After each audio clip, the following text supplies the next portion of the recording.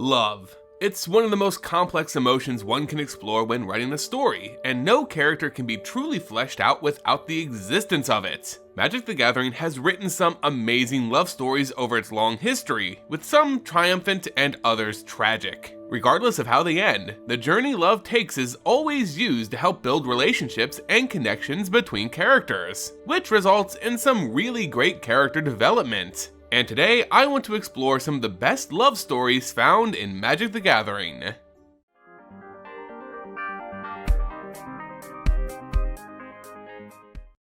Hey everyone, and welcome back to the Ether Hub. I'm Simon, bringing you more Magic the Gathering lore. Today, I want to celebrate love, specifically how it's been used to develop some of our favorite characters in Magic the Gathering. Love itself needs no true introduction, but I do want to shout out my wife, who's been my biggest supporter over the years, not only through my YouTube journey, but through all aspects of my life. When I told her I was making this video, she had no idea I was reflecting on our experiences together as well. And while this video isn't about our relationship specifically, I'd be a fool to not recognize the person whose support has actually allowed me to make this video. So, shout out to her and to all of those special in our lives, as we celebrate love throughout the multiverse with my top 5 greatest love stories in Magic the Gathering. And with that, let's get into the lore.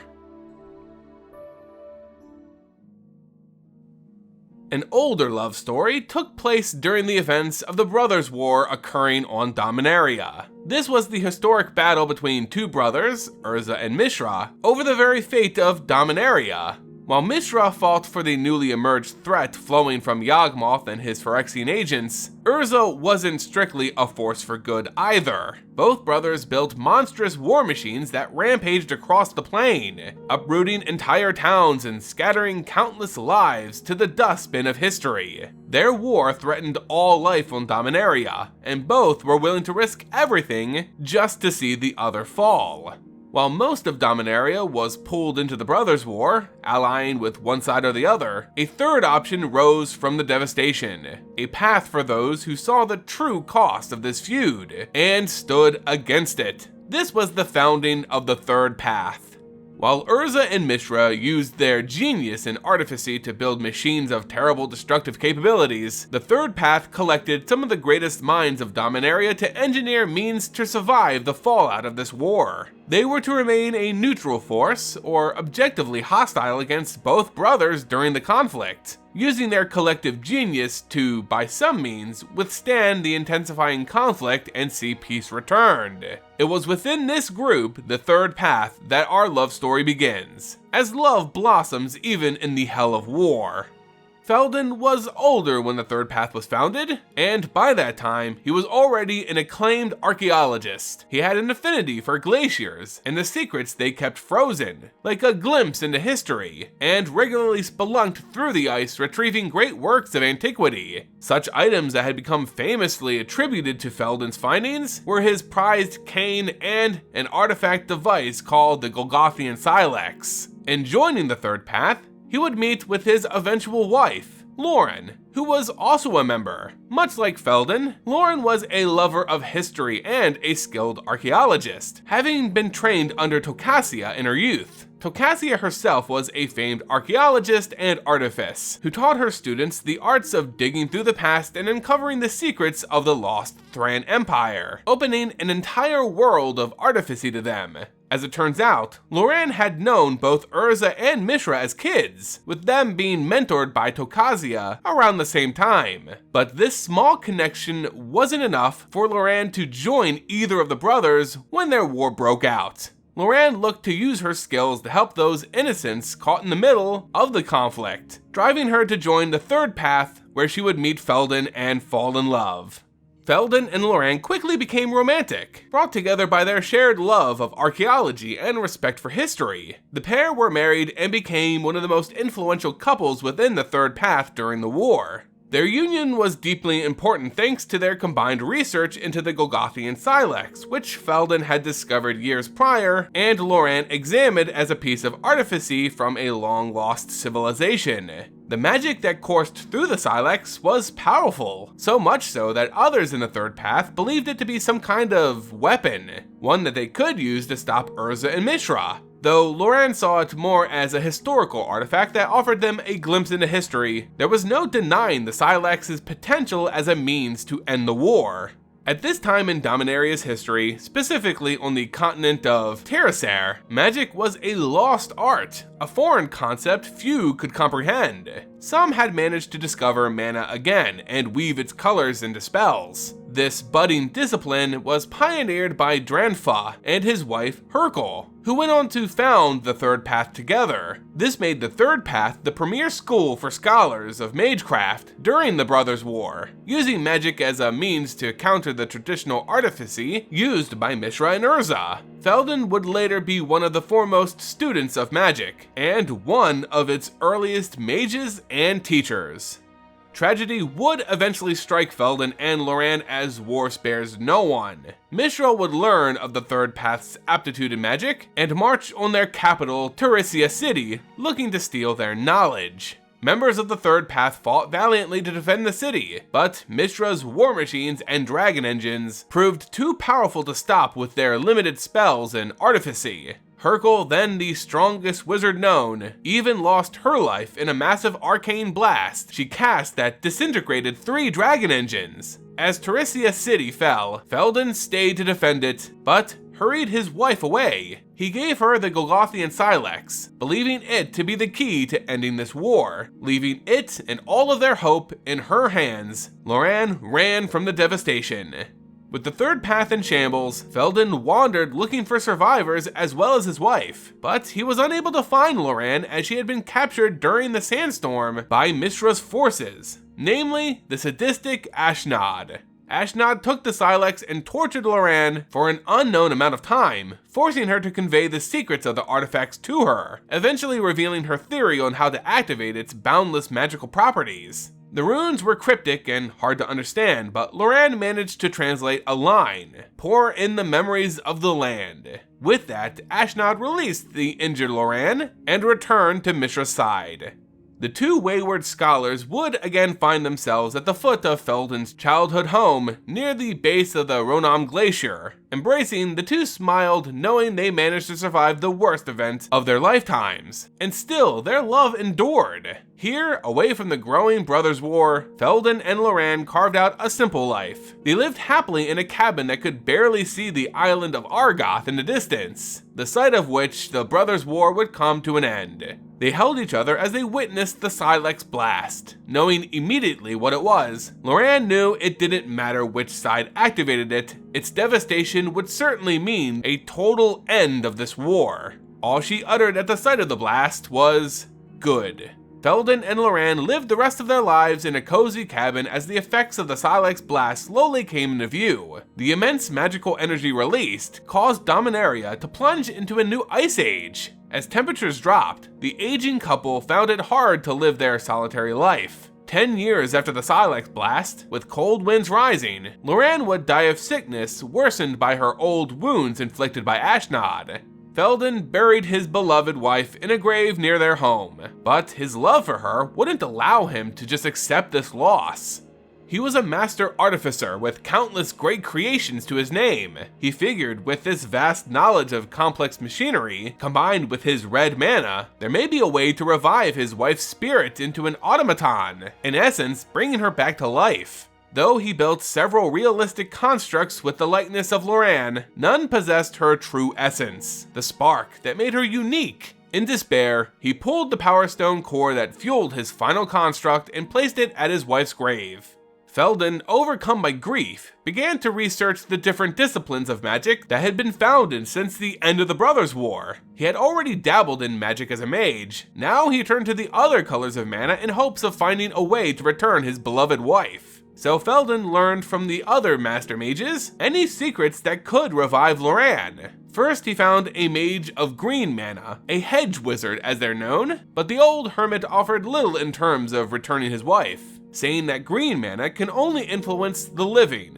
Death was a part of the natural cycle and must be accepted. Feldon, however, wouldn't hear of this and left looking for other mages. The hedge wizard pointed Feldon to a known blue mage near Ronam Lake. However, the blue mage too had little to offer in bringing Loran back. All the mage could do was summon up illusions of his wife, not truly bring her back to life. While the illusions looked like Loran, Feldon couldn't embrace them, and nor did they share any memories of their life together. This blue sorceress then sent him to a man who had mastered black magic, the mana of death. Perhaps he held the secrets to reversing Loran's fate. The Black Wizard offered to teach Feldon a spell that could bring Loran back, but demanded his famed staff as payment. Without question, Feldon relinquished that staff and was gifted a spell of resurrection. However, to his horror, it was a necromancy spell that only succeeded in raising a zombified version of his wife. Disgusted by what this magic had done, Feldon unsummoned the abomination, still undeterred in his ultimate goal. His journey would meet its end when he encountered a master of white mana. The wizard offered him a spell to create spirit effigies of loved ones from merely memories of them. Though he admits that this wouldn't bring his true wife back, it'll simply be a copy of Loran based on Feldon's memories of her. Regardless, Feldon learned the spell and cast it, forming a spiritual copy of Loran. The wizard was right, this wasn't truly his wife. But Feldon felt at peace around it. Its aura offered him the chance to say goodbye, finally coming to terms that Loran was gone and couldn't come back. After saying his farewell, Feldon unsummoned the effigy. Feldon was able to abandon his grief, content with the memories he had made with his beloved.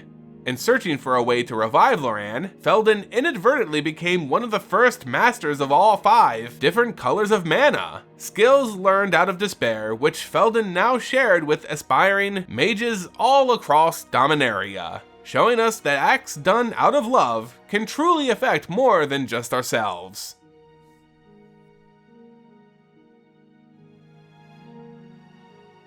Jace Vraska is known as one of Magic's biggest players, in that he's had at least a few romantic encounters over his time in MTG Story. While I could write an entire essay on the rather toxic relationship between Liliana Vess and Jace, their on-again, off-again, will-they-won't-they dynamic pales in comparison to what he had with his true love Vraska. But to say that Jace and Vraska fell in love at first sight couldn't be further from the truth. The story of Jace and Vraska begins on the plane of Ravnica, the adopted home of the Mind Mage as well as the actual home of his beloved Gorgon. Both being planeswalkers, the pair each had lofty goals and powerful magic to see them achieved, but they differed in what they wanted the future of Ravnica to be. This was how they met, as opponents rather than companions, where the only desire that existed between them was the desire to see the other one dead.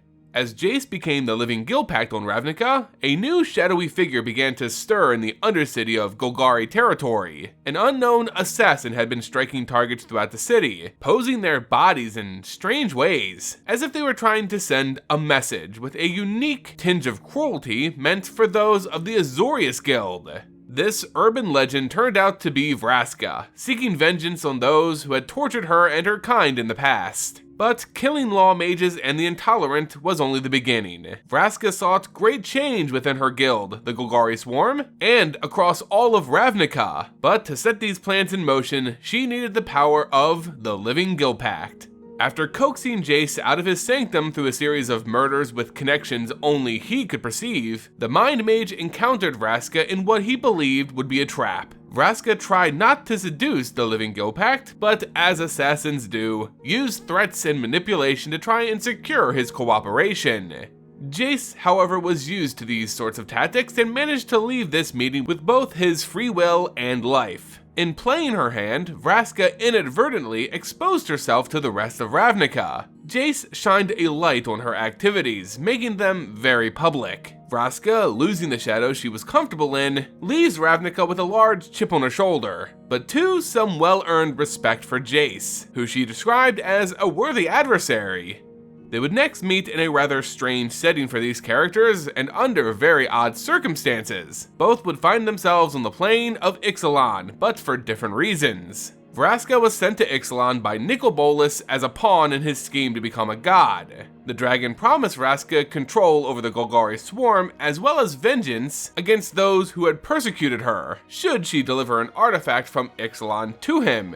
Jace planeswalked to Ixalan not by choice, but out of instinct. While Jace and the Gatewatch looked to bring down Nicol Bolas, the Dragon Planeswalker proved too powerful. Bolas's mental magic surpassed even Beleron's, virtually crushing his mind. It was Ugin who had implanted a mental failsafe in Jace's mind should Bolas ever try to read it. This enchantment forced Jace to erase his own memories and planeswalk to Ixalan.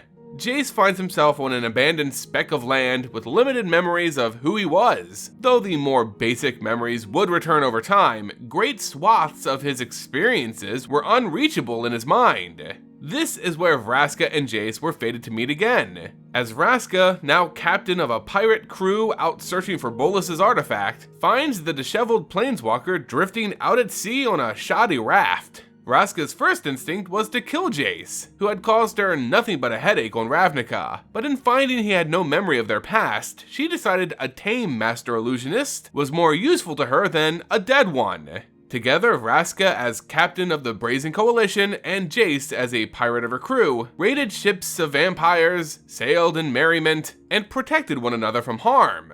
It was during these adventures that Vraska's loathing for Jace began to shift to genuine respect and even attraction, and Jace, with no memory of their past issues, felt nothing but a draw to Vraska's charismatic role as a leader. He too felt an undeniable connection, though neither outwardly acknowledged it. This newfound relationship fell into jeopardy though when the Golden City of Orazca, the location of Bolas's artifact, the Golden Sun, revealed itself and rose to the sea's surface. Within its swirling vortex, Vraska's ship was shattered as the two planeswalkers fell into Orazca. This trauma was enough to jar free the remaining pieces of Jace's memory, including their past disputes. But to Vraska's surprise, Jace says his feelings towards her haven't changed, that he in fact forgives her transgressions, and that their new memories made together were stronger than those of the past. They now recognize themselves as friends, not yet willing to speak of the love they both felt.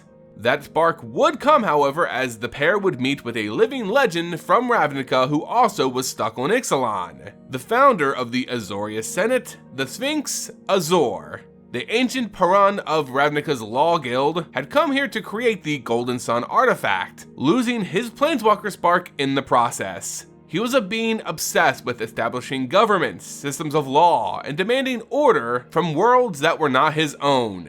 That's what he did when he created the Guild Pact of Ravnica, dubbing it the greatest planar system of laws in the multiverse. Vraska, however, debated this statement, saying that the guilds had failed thanks to the malicious natures of those running them, especially the Azorius, who Azor had founded. Azor blamed the Ravnica Guild's failures on the flaws of the mortals themselves. They were not his own, having meddled in countless worlds, including here on Ixalan.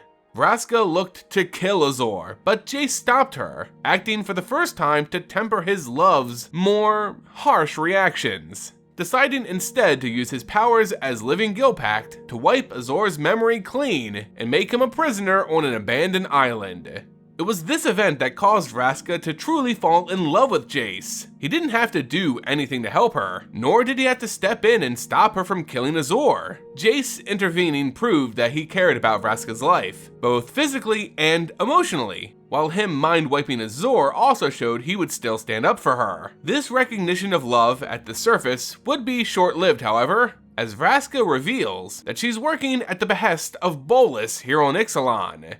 Though she actually considers abandoning the Elder Dragon and his promised reward for her new love, Jace believes this is an opportunity to strike back at Bolas. Vraska could be their Gorgon on the inside, deliver him the Golden Sun, gain his trust, and betray him when the chance presents itself. Vraska agrees, but she requests Jace mind-wipe her memory of him before she leaves. If Bolas reads her mind and finds that she's fallen in love, their plan would fail. Jace solemnly agrees and wipes away any memory of their time together, as well as the feelings they've shared, leaving a mental trigger in place for the memories to come back once it was time to fight against Bolas.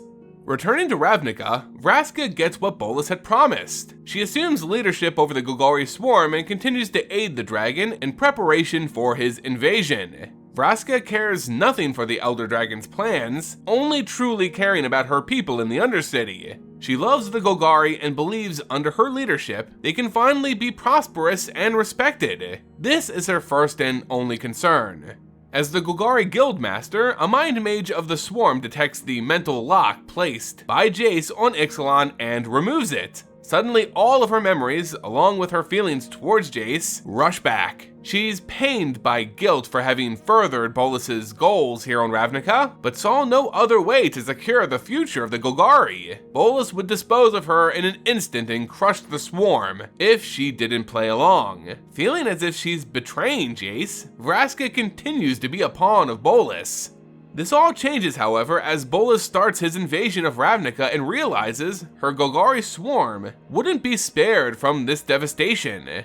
Bolas had betrayed her. Fearing the Golgari's survival, Vraska takes measures to aid her fellow planeswalkers in defending Ravnica from Bolas.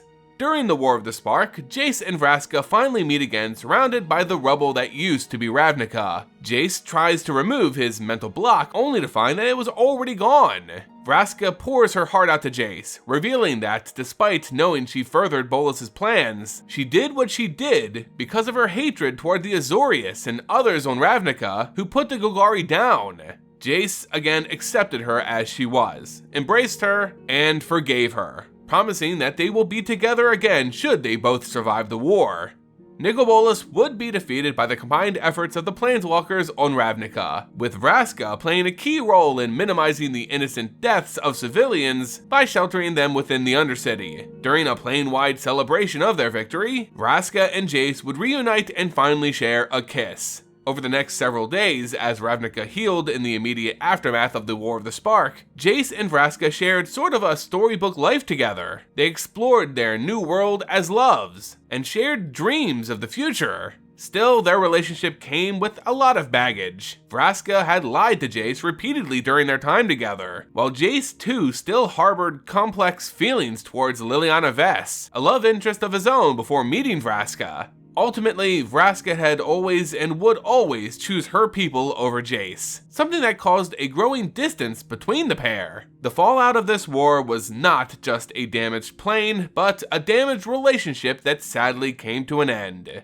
However, just because they had made the choice to no longer be in a relationship, that didn't mean Jace and Vraska stopped caring for one another. This is shown in Vraska accepting the call for aid as Jace was gathering a team to fight back against the growing threat of the Phyrexians.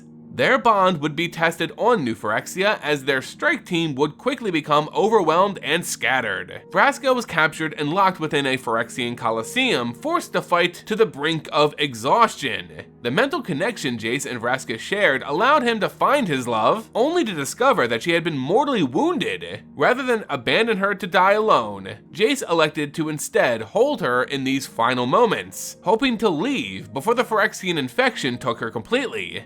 Here, Jace casts an illusion over both of their minds. Though only minutes of real time pass, Jace projects an entire life full of memories through their thoughts. It felt real to Vraska. They returned to past adventures on Ixalan, and lived the rest of their lives on Ravnica. Happy lives, walking the streets, shopping, debating guild protocols. It was everything she had hoped to share with him, that now would never be. Jace too was sucked into this false world, drowning in it and losing himself in what could have been. He was so distracted that he didn't realize that Vraska was already gone, replaced now by a completed thrall of Phyrexia. With no free will left, or feelings for Jace left, a completed Vraska stabs him through the abdomen, delivering a fatal dose of Phyrexian oil. In a bittersweet moment, Jace believed he could still save his love. A moment was all Vraska needed. For the glory of Phyrexia, she whispered. Jace's final act as a free planeswalker was to pour his grief for Vraska's loss into the Silex artifact, using it as a part of a ritual to explode and destroy New Phyrexia. His feelings for her were so powerful that it activated the device, but in the end, Jace too would be completed. Now joining his love as equals, as one, as the pair exists now for Phyrexia. With Elesh Norn's defeat, it's unclear where the pair stands. Their bodies have not yet been recovered, leaving many to speculate that they yet live. Perhaps they found a way to uncomplete themselves, and, now free of the responsibilities of life, have chosen to settle down somewhere, finally living the life they both longed for.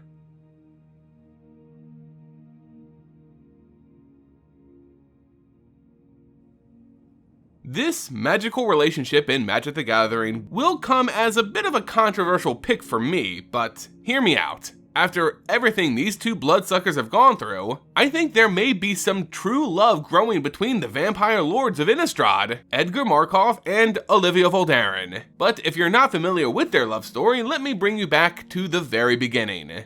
On the dark and haunting plane of Innistrad, thousands of years before any of us players set foot on it, the world was missing one of its most iconic creature types, vampires. Yes, vampires weren't always a thing on Innistrad. They were born out of desperation granted by a demon to the humans there. Namely one human in particular, the grandfather of all of Innistrad's vampires, the legendary Edgar Markov. Edgar was driven to vampirism out of love, the love he had for his family, namely his own grandson, Sorin, as they had all been suffering from a long famine that looked to be their doom. Edgar was already a skilled alchemist in his village, and their plight forced him to conduct more and more extreme experiments on people, plants, and creatures, hoping to divine some solution that would save them. But no answers would be found through science. Instead, deliverance came from a demon named Shogangar. Through its dark magic, Edgar and his children unlocked the secrets of sangromancy, blood spells, and rituals which granted them great strength and abilities. But it wasn't until they performed a bloodletting ritual on one of Innistrad's angels that vampirism would arise, with the first true vampire being Edgar himself. This transformation seemed to be the perfect solution to the famine. It allowed people to sustain themselves purely on blood, while at the same time killing off other people naturally resulted in fewer mouths to feed, easing the burden of the famine. Though it was technically a solution, it wasn't as elegant as Edgar liked to believe, as it still resulted in countless deaths and the rise of an entire new race on Innistrad, including his own grandson, who Edgar forcibly transformed into a vampire, causing the young boy's planeswalker spark to ignite. As the first family of vampires spread, other houses would rise from those cursed with this affliction. These great vampiric families would go on to vie for resources, wealth, and power, typically keeping to the region they were born from. One such house is the family of Voldaren, named after their matriarch, Olivia Voldaren. Because of her power as a progenitor of a new bloodline, it's suspected that Olivia was one of the first to be transformed by Edgar directly, meaning the two are forever connected. Still, Edgar gave no real attention to any relationship save for his own bloodline's survival and prosperity, which the Markovs enjoyed for centuries. Though Edgar had all of Innistrad's pleasures at his disposal, living in excess of 7,000 years, one starts to bore of the standard day-to-day drudgeries. Eventually, Edgar tired of his station as Lord of Innistrad and decided to sleep. Like any decent vampire, the ageless progenitor stuffed himself into a coffin and slumbered through great spans of time, sometimes missing hundreds of years. He did this so that every time he awoke, he could explore a new world, an Innistrad that's changed so much that it would be completely novel to him once again. Edgar's grandson, Sorin, took over the duties of running the Markov bloodline and protecting Innistrad from threats. Unlike his grandfather though, Sorin as a planeswalker saw through the short-sighted gains of only protecting those closest to you and endeavored to bring balance to the entire plane. Typically, it would be Sorin who checked in on the slumbering Edgar, even waking him occasionally for advice. But aside from that, no one disturbed the great Markov. That was until love came a-knocking on his coffin. Well, knocking is a bit misleading. It came in, ripped the lid off its hinges, and shoved itself down his throat, almost literally.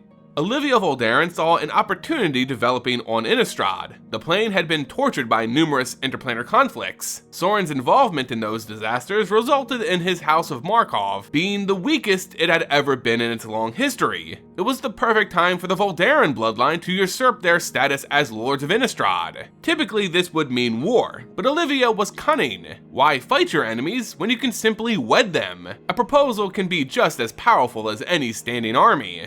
Though Edgar wasn't awake, nor was he meant to wake for several more years, Olivia used the potent blood coursing through her immortal veins to wrestle Edgar from his sleep. Her blood did more than wake him, however, also enchanting the elderly vampire into a blind desire for his new suitor. Though confused, Olivia was able to whisk Edgar away from Markov territory and begin preparing for what would be the biggest social event in Innistrad's history. Edgar, for what it was worth, was basically in a stupor during this proposal, but that didn't mean he wasn't excited about their union. The Markov bloodline had indeed grown weak. The wedding of two powerful vampire families together just made sense to him.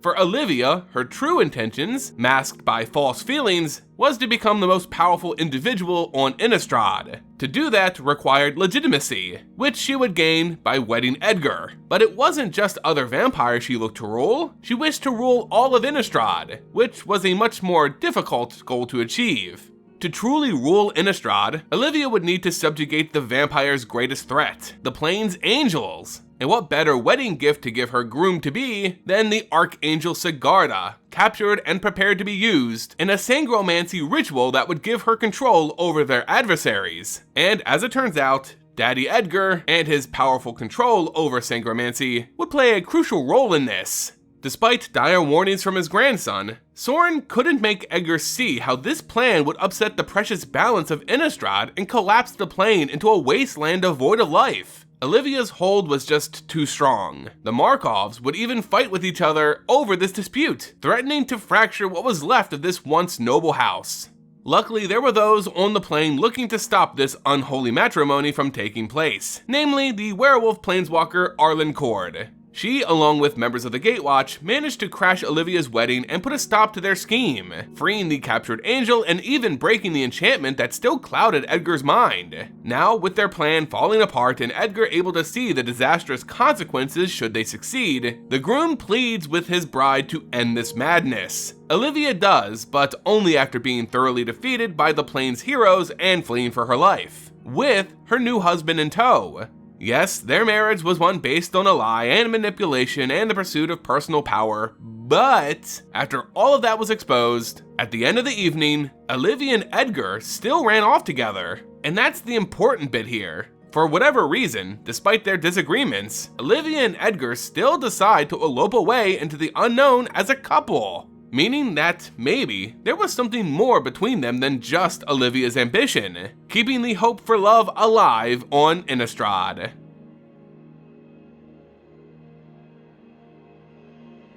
On the storybook plane of Eldraine, you'd expect to find a fairy tale love story where a gallant prince falls in love with a born beauty and makes her his princess, or something like that. But the Multiverse of Magic the Gathering is hardly a fair place, and expectations are often subverted by the harshness of reality. And even on Eldraine, love can be complicated, as just under its veneer of perfection lies a layer of tragedy. Such was the case for the plane's High King and Queen, the royal Kenrith family. Their love story begins much like a fairy tale, with a young, humble knight, prince and king in training, Algenus Kenrith, falling in love with a fellow knight questing across the land, the enchanting Linden. When Algenus went and fathered two children, the twins Will and Rowan, from an unknown woman, it was Linden who stepped up to be the mother figure in their lives. As Algenus ascends the throne, becoming High King, he marries Linden, who becomes his queen, and the Kenrith family lived happily ever after. It's a sweet story, only it's not the whole story. The truth behind their love shows that sacrifices sometimes have to be made in order to protect those we care about, and how those sacrifices only serve to strengthen bonds. The start of this fairy tale is true. Both Algenus and Linden were knights of the realm, embarking on quests that would lead to one of them being crowned the High Ruler of Eldraine. On this plane, it's not a family line that strictly determines who holds that right to rule, but a mythical creature known as the Questing Beast. It is this arbiter of justice and honor that tests willing souls to determine who would best serve the courts. These two young knights would be favored by the Questing Beast, granting them both magically enchanted swords, with the power to revive them should they fall. But the caveat being, if their sword has expelled its magic, its owner would lose this contest and forfeit the crown. With that, Algenus and Linde journeyed out across the countryside and wilds, saving the innocent and slaying monsters, becoming honored knights of each court they served. Algenus and Linde saw one another as rivals, but the competition always remained a friendly one, based on honor and respect. They even helped each other on particularly challenging missions for the sake of the kingdom.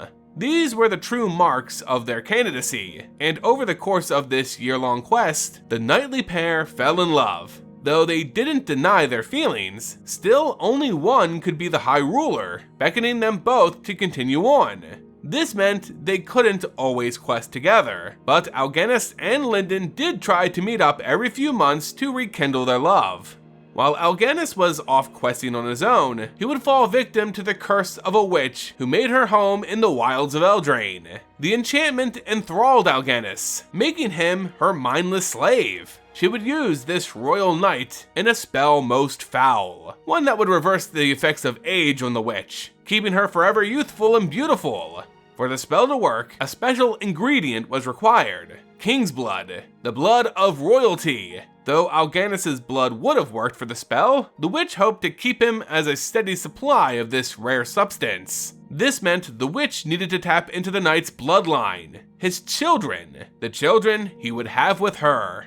Under her spell, Algenus did his duty and the witch became pregnant. She would give birth to twins. The two small babes she would give no names to would be used in her dark magic as nothing more than sacrifices. Linde at this time hadn't seen Algenus for months, neither had the rest of the realm, so she went out looking for her lost beloved. She would find him under the witch's spell, with her kiss being enough to break its effects. He was conscious under the spell, but was powerless to stop himself. Algenus and Linde raced back to the cabin to face the witch and stop her evil, but they were too late. The witch had sacrificed the twins in her ritual and drank from their essence, making her young again. Algenus broke down in tears, regretful for the part he played, though it wasn't his fault. It was Linde who picked up her sword and did battle with the witch on behalf of her love, striking at the monster who so tortured him. Through dark spells and sharp claws, Linde was victorious, slaying the witch and putting an end to her depravity. Algenus was inconsolable, and Linde was presented with a choice. She could take her leave, essentially ensuring that she would be the new High Ruler of Eldraine, or she could stay and help the man she loved.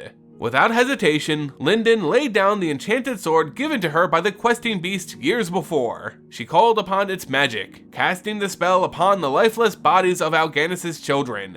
In a flash of white and gold light, quiet fell across the woods, only breaking with the sound of babies crying. The twins had been spared, at the cost of Linde's hopes and dreams of becoming High Ruler. All her effort and years of devotion sacrificed to save two innocents and spare Algenus from crushing despair. This pure act of love solidified the union of Algenus and Linde, but still people had questions of the twins' origins. Now being given the names Will and Rowan, people at court believed Linde could have murdered the twins' true mother and usurped her spot in a pursuit of power. Those rumors never truly died, even as Algenus continued on his quest, gained knighthood of all of Eldraine's noble courts, and was crowned High King. Linde stayed behind, raising Will and Rowan as her own, seen as a most caring and nurturing mother, despite her title as stepmother. When Algenus returned with his title, he would wed Linde, making her his queen, with King and Queen Kenrith and the royal scion twins now being the High family. Later they would be joined by two other children, Eric and Hazel, true born of Algenus and Linde, but no more favored. Linde treated all of her children with love and respect, showing us that one's duty as a parent extends to all those we care about, as well as the limitless potential we all have to sacrifice for our family. While the Kenrith family would eventually find their storybook ending, like all things good in the multiverse, it has to come to an end. Tragedy struck the High family when New Phyrexia attacked Eldraine in their campaign to complete the multiverse. Though the High King and Queen fought valiantly to defend their home and people, they would fall together in battle, being buried together in a lasting display of the love they had for one another in life. The budding love of Chandra and Nissa began with the formation of the Gatewatch itself. The Gatewatch were formed to protect the multiverse from threats that could span the vast blind eternities, including evil planeswalkers and interplanar threats like the Eldrazi Titans. In fact, it was the threat of the Eldrazi which spurred the creation of this group, as its founding members met on the plane of Zendikar to face the Titans Ulamog and Kozilek before it consumed that world and moved on to their next meal. The ordeal was, of course, stressful for the Gatewatch's original green-aligned planeswalker, Nissa Ravain, as she was a native of Zendikar, and who knew of the slumbering Eldrazi Titans locked beneath her home, yet was left powerless to stop them on her own. Luckily, she wasn't alone. Jace Vraska, Gideon Jura, and of course, Chandra Nissa were there to lend aid. New friendships bloomed, old ones were rekindled as the Gatewatch was formed, working together to bring low these Eldrazi Titans. But this isn't a lore video on the formation of the Gatewatch. No, the Gatewatch was just the vessel in which Nissa and Chandra had their feelings grow.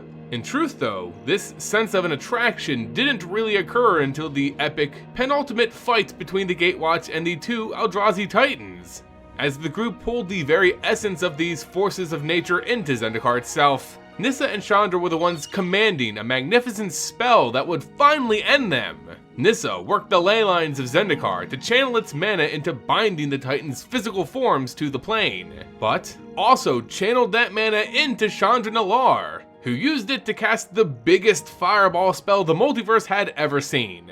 In that moment, as Nissa's mind melded with Chandra's, as they shared mana, thoughts, feelings, consciousness, they were one being in two bodies, a feeling neither could ever explain, but one that left a lasting impact on each of them.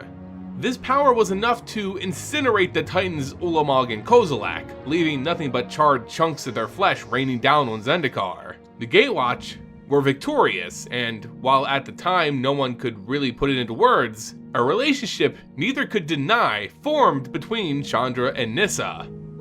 The Gatewatch, with this new relationship happening, then tracked down the third and final Eldrazi Titan, Emrakul, on the plane of Innistrad. We didn't get too much more development here on Nissa and Chandra's relationship, but what we did see was the development of some key character motivations. The Gatewatch followed a similar plan to deal with Emrakul as they did on Zendikar, but that plan failed miserably. What ended up happening though is that Emrakul attacked the Planeswalkers' minds and emotions, creating doubt and panic. Most noticeably in Chandra, who already was a character almost defined by her inability to deal with negative emotions and self-esteem. The Gatewatch would ultimately prevail, but only through the intervention of Liliana Vess, who also joins the Gatewatch at this point, and she would go on to be quite the homewrecker for this young couple. And no, not in the way you may think. Still, at this point, Chandra expresses feelings towards Nissa, but it stops at words alone. They're not really a thing yet, but the path is right there. Where we see a big jump in this shipping comes from our journey on Kaladesh, as the group tries to unwind after saving two different planes from sheer destruction. Chandra wants to travel to her home of Kaladesh to deal with decidedly more domestic issues happening on her home plane. The Gatewatch doesn't feel that it's in their group's creed to get involved in planar politics, even if it is for the world of a friend, so most stay behind. But Chandra is followed by Liliana Vess and Nissa Ravain. This is where we see the first signs of some dissent between Chandra and Nissa, as Liliana tries to encourage and then manipulate some pretty bad behavior from Chandra. She whispers in the Pyromancer's ear, telling her how good it feels to let go and let primal fury guide your hand, to strike at your enemies without mercy, quickly and decisively. Nissa doesn't approve of such rash actions, to carelessly scorch homes all for a singular personal goal, that goal being revenge. This is where we see the first real sign that Nissa showed similar feelings back to Chandra. Because remember, Nissa is an elf from Zendikar, more passant than passionate. We never got a clear understanding of her true feelings.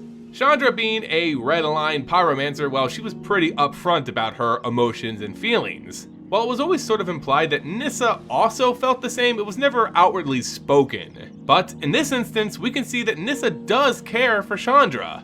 However, Chandra now respects and admires Liliana's resolve, her ability to make her own way, and Chandra wants to emulate that.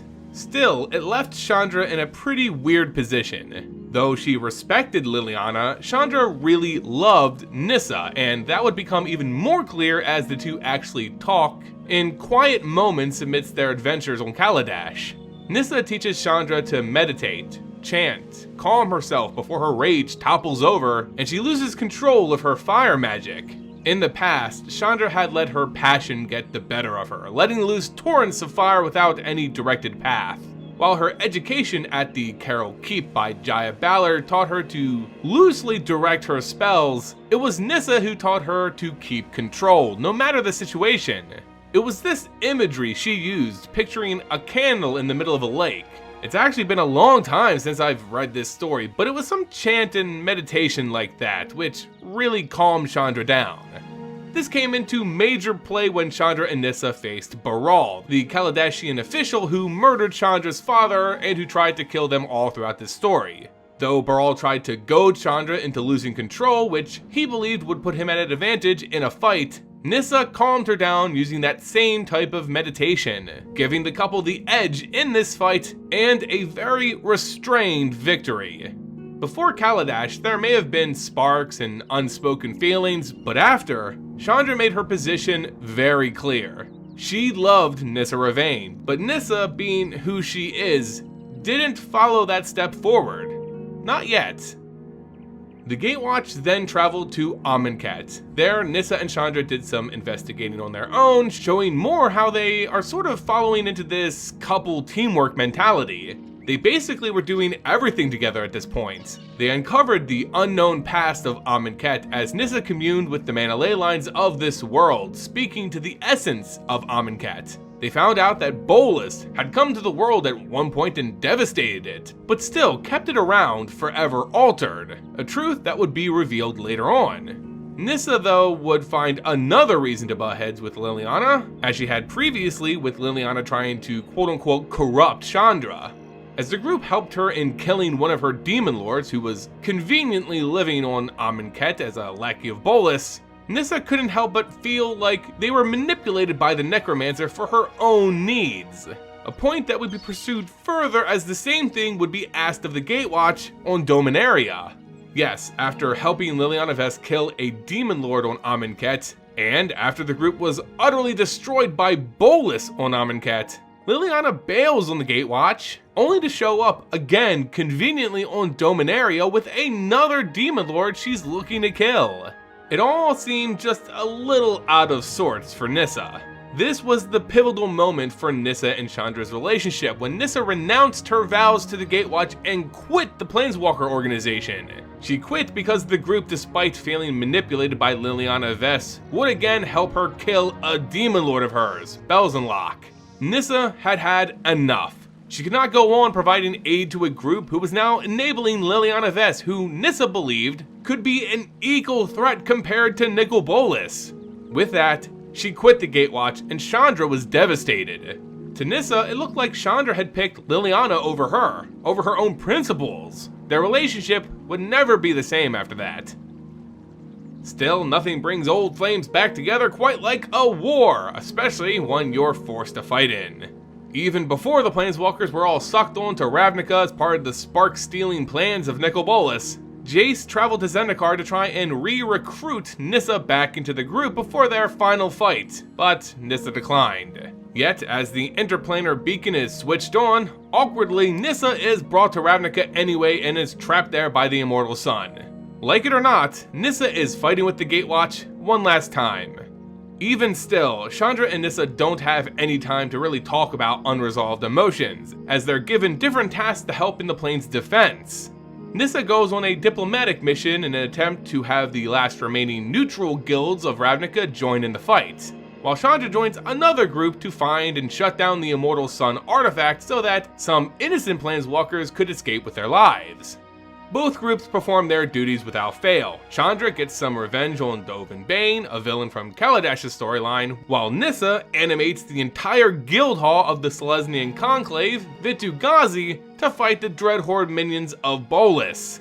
Together, the combined efforts of these planeswalkers, along with current and former members of the Gatewatch, are able to push back Bolas and defeat him for good. The multiverse is spared, and finally love can prevail. And while love might be able to survive a war, it can't survive retconning and terrible writing. The most notable part of Chandra's relationship goals from the actual War of the Spark novel is the revelation that Chandra isn't attracted to females, like, at all.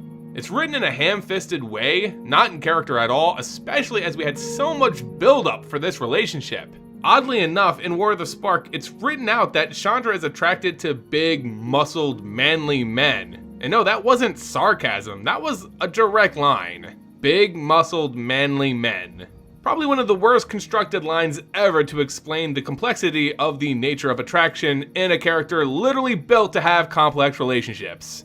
This was because in the past it's true Chandra had feelings either physically or emotionally towards Gideon Jorah, who many would say is a muscly, manly man. But it wasn't that simple, as she had more of an emotional and physical attraction to Nissa throughout several sets of development.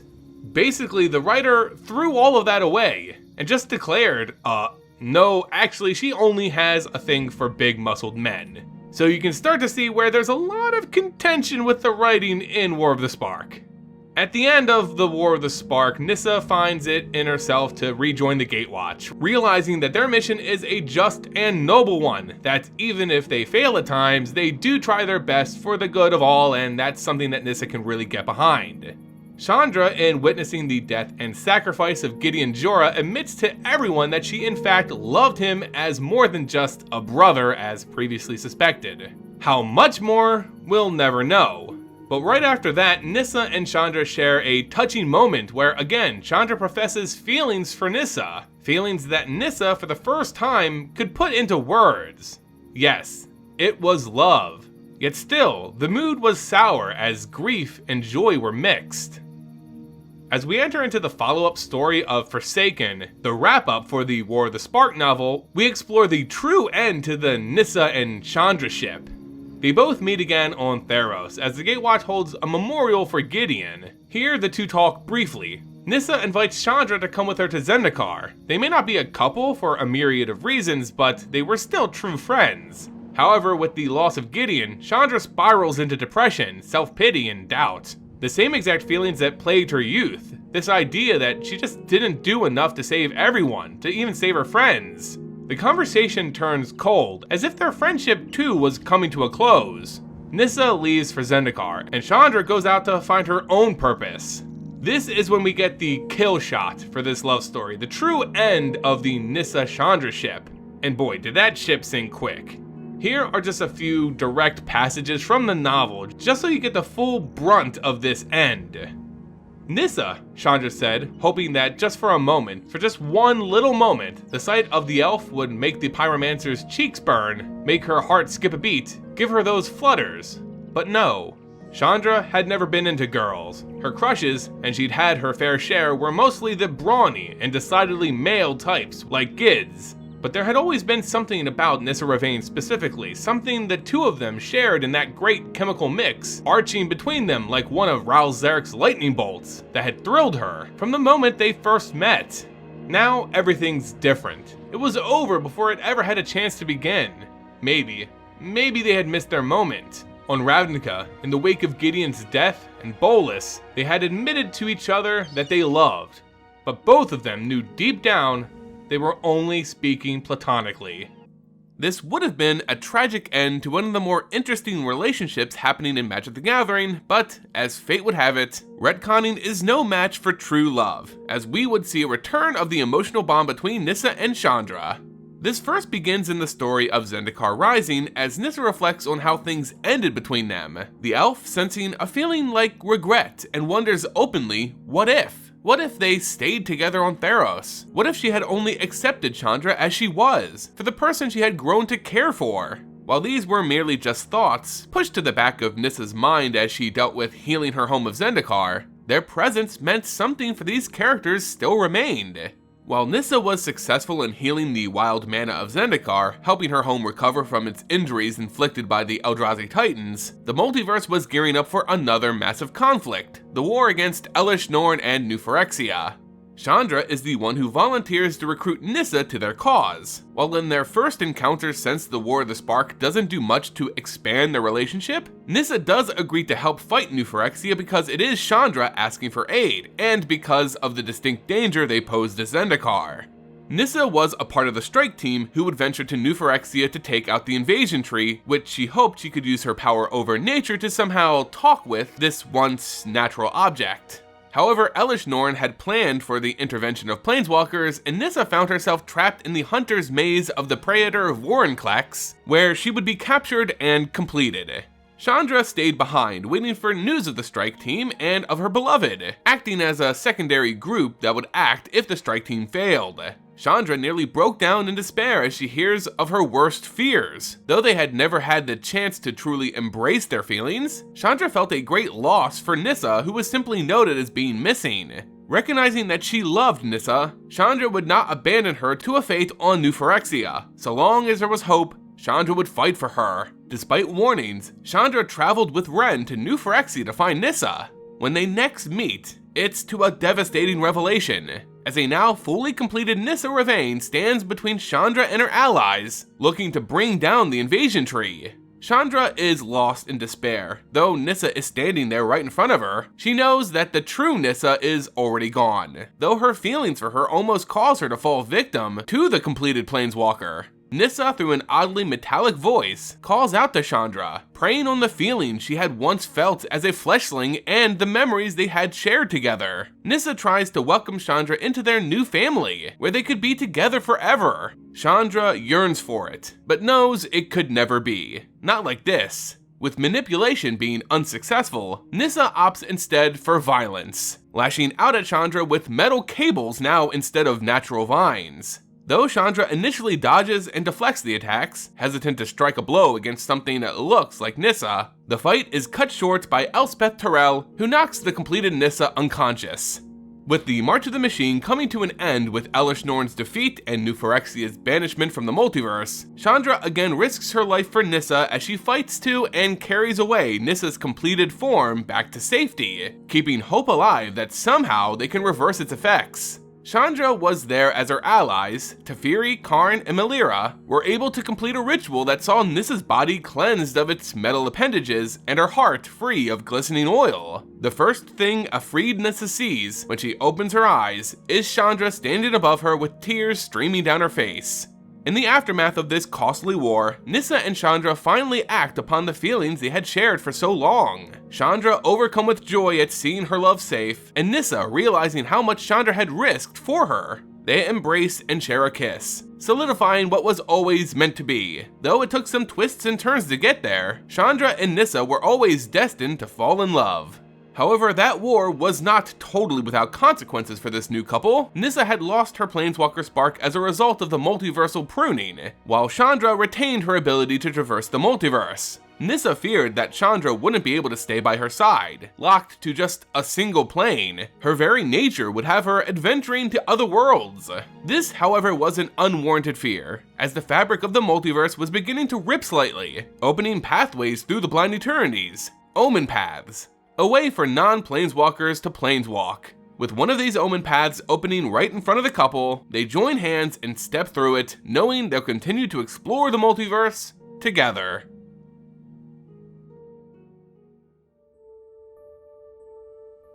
And there you guys go, my personal favorite top 5 love stories found in Magic the Gathering. These aren't the only ones found in MTG though. Love across the multiverse seems as plentiful as mana dorks. So if I didn't include your favorite couple that you love, make sure you let me know in the comment section below. Love and relationships are such a great thing to celebrate in life, and that extends to characters we've grown with in games like MTG. I hope Wizards of the Coast continues to develop established relationships and grow new ones, as we praise one of the most complex emotions to write about in stories. Love isn't just about shipping two characters specifically or shaping some meaningless drama. It's about exploring feelings we all have held at some point in our lives. Happiness, acceptance, forgiveness, loss, and sadness. all of which stem from love. And that's going to do it for today's video, guys. I hope you all enjoyed this little stroll through Love Lane and exploring the greatest love stories in Magic the Gathering. If you did, why don't you show this video some love by leaving it a thumbs up, sharing it with friends, and becoming a subscriber to the channel. It's a great way to show how you feel about us and to help grow the community. As always, guys, thank you all so much for watching, and until next time, see ya!